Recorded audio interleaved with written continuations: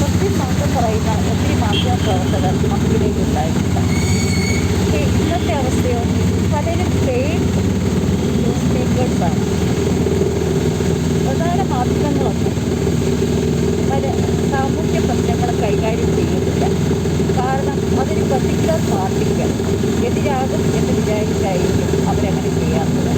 പക്ഷെ അതാണോ മാധ്യമ കർമ്മം? പരസ്പരം ചെളിവാരി എറിഞ്ഞും പരസ്പരം കൊഞ്ഞനം കാണിക്കുന്നതാണോ മാപ്രകളുടെ രീതി?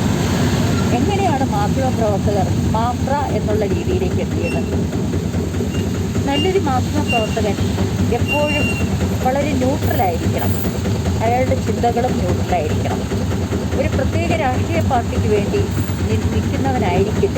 ആയിരിക്കരുത് ഒരു മാധ്യമപ്രവർത്തകൻ. അവൻ സ്വന്തം രാജ്യത്തിന് വേണ്ടി, സ്വന്തം രാജ്യത്തിൻ്റെ കെട്ടിടത്തിന് വേണ്ടി നിലനിൽക്കുന്നവനായിരിക്കണം. അതാണോ ഇന്ന് നടക്കുന്നത്? ഓൺലൈൻ ന്യൂസുകളുടെ അതിപ്രസരണത്തിൽ പല തെറ്റായ വാർത്തകളും വരുന്നു, പലരെയും അധിക്ഷേപിക്കുന്നു. ഇത് ശരിയാണെന്ന് നിങ്ങൾക്ക് തോന്നുന്നുണ്ടോ?